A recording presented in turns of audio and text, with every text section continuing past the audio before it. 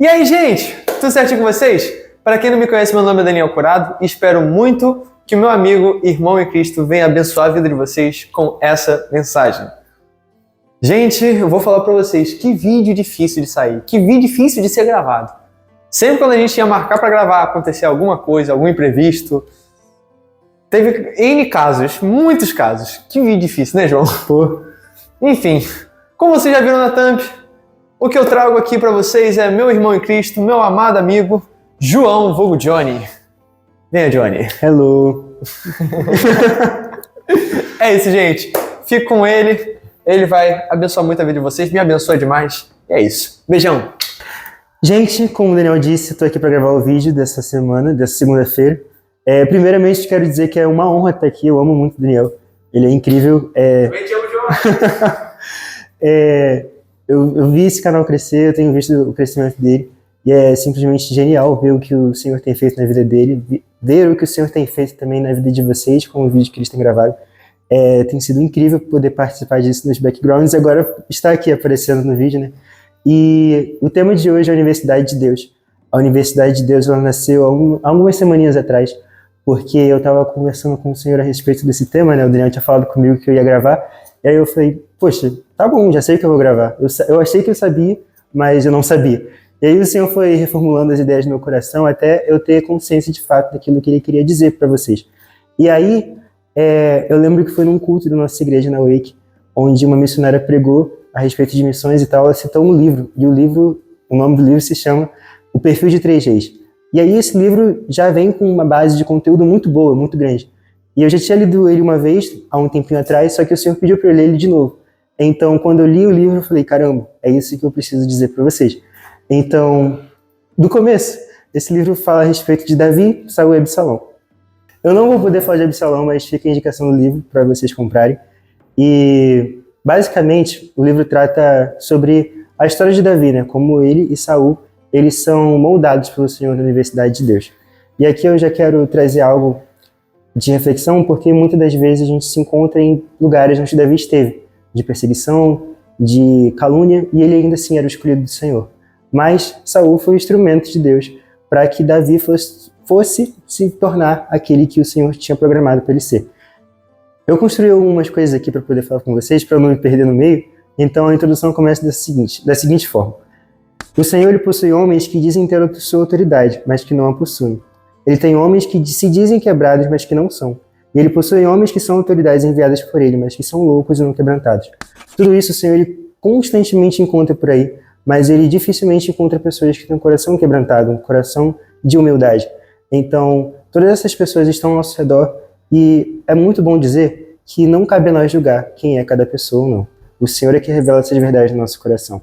Então, dando continuidade àquilo que eu estava falando sobre Davi, o que veio antes de Davi e Saul? Veio Abraão, que originou o povo pelo qual o Senhor decidiu chamar de seu, veio Moisés, com as leis e tal, veio com juízes e depois veio Saul. Então, eu quero te convidar a esquecer completamente todas as coisas negativas que você sabe a respeito de Saul e a considerar que ele foi um cara que veio de uma linhagem incrível, veio de Abraão, Isaac e Benjamim. Ele também fundou um reino, cara, o cenário cujo qual Saul assume a posição de rei é de um caos completo, porque o povo ele estava clamando por um rei e o Senhor concede esse rei a eles. Só que o caos que estava instaurado naquela época era de não ter uma liderança. Então Saul ele chega e coloca um finco onde ele coloca ordem na casa, por assim dizer. Então Saul ele foi um ótimo líder, Saul ele foi um profeta do Senhor, Saul ele operou, ele lutou batalhas pelo poder de Deus. Então ele foi tudo quanto a gente quer ser, né? Cheio do Espírito Santo e um líder segundo o coração de Deus. Mas algo aconteceu com Saul que foi com relação ao orgulho dele, né? Ele desobedeceu ao Senhor e a bênção que estava sobre ele saiu. Partindo disso, eu quero voltar para Davi e dizer que Davi ele foi escolhido segundo o coração do Senhor, mas ele ainda estava sob a liderança de Saul.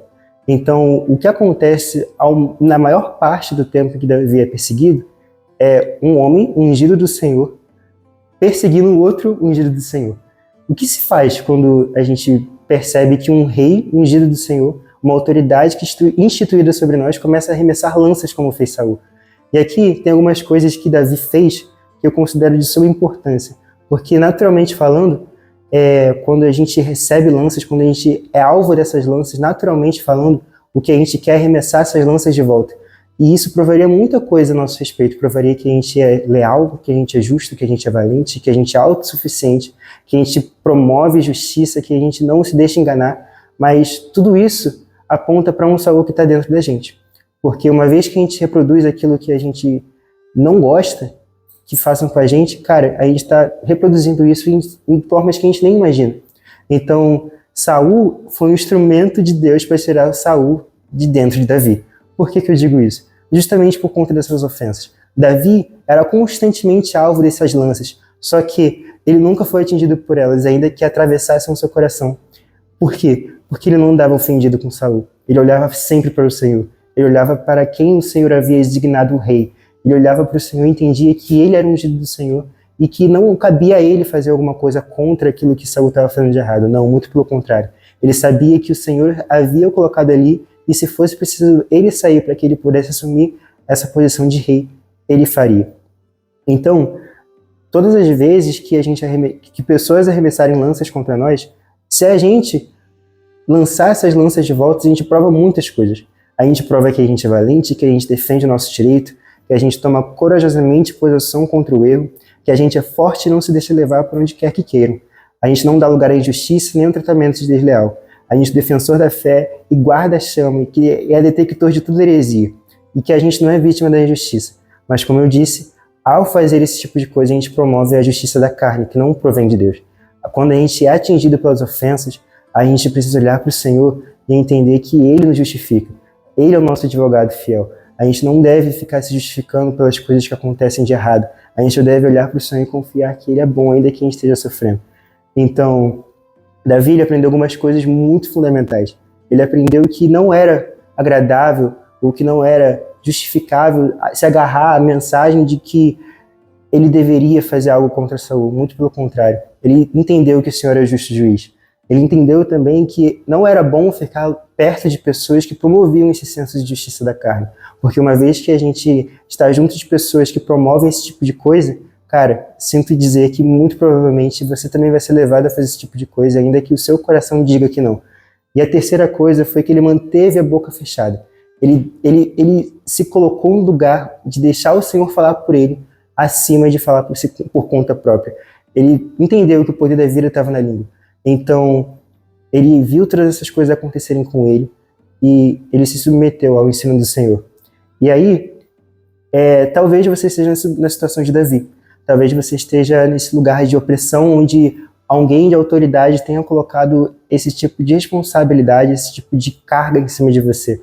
E eu não quero dizer aqui o que você deve fazer, eu te convido a falar com o Espírito Santo a respeito do assunto, mas eu quero dizer que todas as vezes que a gente está nesse lugar, é o lugar propício para que o Senhor nos encontre e molde nosso coração. Porque o Saul que existe no nosso interior é o Saul que o Senhor está interessado. O Senhor não está interessado em acabar com um Saul que está arremessando lanças contra você. Ele está interessado em fazer com que você se torne um Davi que é segundo o coração de Deus. Então, é necessário que a gente diminua e ele cresça. E assim o Senhor encontra um vaso disponível. É assim que o Senhor encontrou Davi. Davi, em sua perseguição, em sua dificuldade, ele foi um homem nas peregrinações da cavernas, ele liberou canções, ele liberou poesias que hoje são indiscutivelmente hinos e são salmos que confortam o coração de toda pessoa desesperada. Então, no nosso sofrimento existe um amor, no nosso sofrimento existe um conforto, no nosso sofrimento existe algo que nos atrai para conhecer Jesus de uma maneira que a gente nunca conheceu antes. Então, partindo disso, eu quero dizer que é necessário que a gente diminua, é necessário que a gente deixe de olhar para as ofensas, é necessário que você deixe de olhar para o seu Saul externo e você passe a olhar para o seu Saul interno, a fim de dizer, Senhor, eis-me aqui, sonda no meu coração e vê se há em mim algum caminho mau. Porque, mediante a pressão que eu estou vivendo, eu reconheço que eu também não sou aquilo tudo que eu acho ser.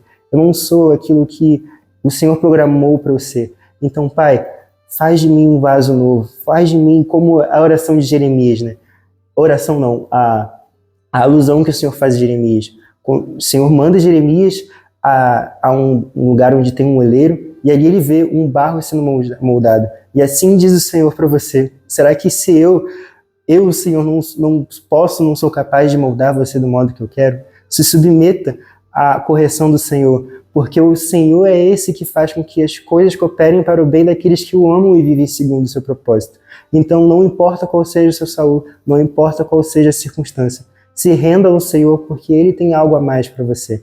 Não de igual a mais no sentido material, mas de igual a mais de conhecê-lo, porque mais do que coisas que a gente possa receber da parte de Deus, é saber que Ele está em nós e que à medida que a gente se aproxima, mais Ele se revela, e isso é mais do que suficiente. Essa é a maior recompensa que a gente pode receber. E aqui eu quero dizer que lá em Hebreus, do versículo 12, do capítulo 12, do 5 ao 13, está escrito assim, na versão da Bíblia Viva: e já se esqueceram completamente as palavras animadoras que Deus falou a vocês, que são seus filhos? Ele lhe disse: meu filho, não despreze a disciplina do Senhor, e nem fique desanimado quando Ele repreender você, pois o Senhor corrige a quem ama, e açoita todo aquele que aceita como filho. Permitam que Deus eduque vocês, pois Ele está fazendo o que qualquer pai amoroso faz com seus filhos. Pois quem já ouviu de um filho que nunca foi corrigido pelo seu pai? Se Deus não castiga quando é preciso, como os outros pais castigam seus filhos, então isso significa que, na verdade, vocês não são filhos legítimos, mas sim ilegítimos. Visto que nós respeitamos os nossos pais aqui na terra, que nos corrigiam, não devemos com muito maior satisfação nos submeter à educação do Pai dos Espíritos, a fim de que possamos realmente começar a viver? Nossos pais terrenos nos disciplinaram por pouco tempo, fazendo por nós o melhor que eles sabiam fazer. Porém, a correção de Deus é sempre boa para o nosso bem, a fim de podermos participar da sua santidade. Não é nada agradável ser corrigido na hora em que está acontecendo. Ela causa tristeza, mas depois podemos ver que produz frutos de justiça e paz para aqueles que pela correção foram exercitados. Portanto, tomem um novo vigor para suas mãos cansadas. Firmem-se em seus joelhos trêmulos e tracem um caminho reto e plano para os seus pés, para que aqueles que seguem vocês, embora fracos e mancos, não caiam nem se desviem, mas tornem-se fortes. E em Filipenses, do capítulo 4, do versículo 11 ao 13, diz assim: digo isso não porque eu esteja necessitado, porque aprendi a viver contente em toda e qualquer situação. Sei o que é passar necessidade e sei também o que é ter em abundância. Aprendi o segredo de toda e qualquer circunstância, tanto de estar alimentado como de ter fome, tanto em ter abundância como de passar necessidade. Tudo posso naquele que me fortalece. Aqui é muito nítido que quando a gente coloca a nossa confiança, quando a gente olha para o Senhor acima de todas as outras coisas, tudo podemos, porque é Ele que nos fortalece. Então não importa qual é a circunstância, não importa qual seja o desafio que você tem vivido. O Senhor é esse que nos sustenta. Basta a gente olhar para Ele e estar atento à sua direção, porque não adianta ouvir a sua voz e não responder. É necessário que a gente reconheça a sua voz, que a gente obedeça a sua voz e que a gente trilhe os caminhos que Jesus trilhou. E falando sobre Davi, que salmo melhor para representar o que eu estou dizendo, né? Como um servo ou a corça anseia por águas correntes, a minha alma tem sede de ti, ó Deus. A minha alma tem sede do Deus vivo. Quando poderei entrar e apresentar-me a Deus? As minhas lágrimas têm sido meu alimento dia e noite, pois me perguntam o tempo todo: onde está o teu Deus? Quando eu me lembro dessas coisas, choro angustiado, pois eu costumava ir ao cotejo conduzindo à casa de Deus, com cantos de alegria e ação de graça em meio à multidão que festejava. Por que está tão triste, ó minha alma? Por que se perturba dentro de mim? Ponha sua segurança em Deus, pois eu ainda o louvarei. Ele é o meu Senhor e o meu Deus. Está lá em Salmos 42, do versículo 1 ao 5. Então aqui está muito claro que em toda a nossa trajetória de vida, não importa o quão crente você seja, não importa o quão perto de Deus você já tenha passado, não importa se você começou ontem a sua trajetória com o Senhor, existe algo que nos convida para ser como essa corça que anseia por águas, que é o Senhor, que a água viva é o Espírito Santo, né? Então, para fechar, já está chegando a hora, e de fato já chegou, em que os verdadeiros adoradores adorarão o Pai em espírito e em verdade. Estes são os adoradores que o Pai procura. Então, que você seja esse adorador que procura o Senhor, que vê o Senhor nas circunstâncias, que olha para as dificuldades e procura entender do Senhor o que Ele quer te comunicar. Porque nada do que nos acontece é por acaso, nada é do nada, tudo coopera para o bem daqueles que amam o Senhor, e o Senhor quer te conduzir, Ele quer te levar para esse lugar de intimidade com Ele. O Senhor, Ele quer te levar para esse lugar de completude, de preenchimento nele, Porque quando o Senhor Jesus falou que no mundo a gente teria aflições, ele não mentiu. Mas ele também fez uma promessa que diz respeito a algo que nos faz sermos mais que vencedores, porque ele venceu o mundo. Então essa é a mensagem que eu tenho para deixar no seu coração, que tudo o que você esteja vivendo nesse momento te faça olhar para o Senhor. Porque também está escrito que aqueles que olham para ele estão radiantes de alegria. E se você tem sentido falta, se você tem sentido essa ausência de alegria, talvez seja porque você tenha deixado de olhar para ele acima das coisas que você tem vivido. Então é isso. Esse é o vídeo. Um beijo no coração de melão de vocês. Se inscrevam no canal. E até a próxima, se tiver algum.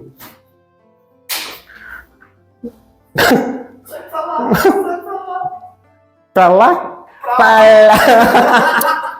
É pra lá.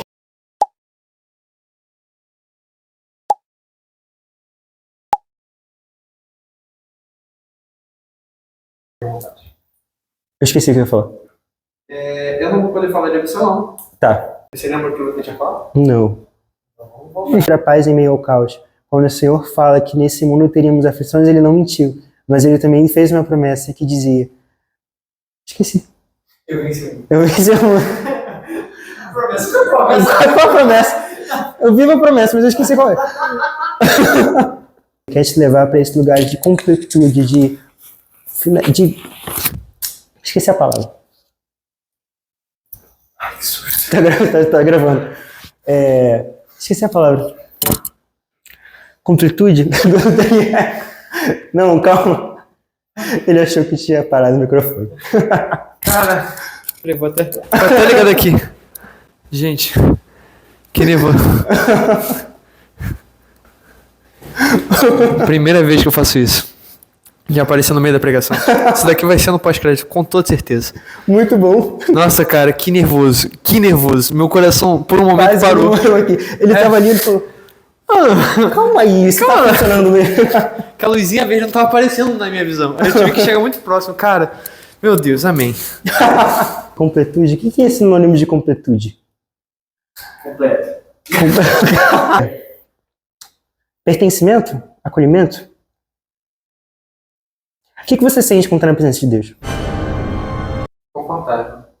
Confortável, aquecido, acolhido, amado, preenchido. Preenchido. É isso, valeu. Eu tava falando sobre como...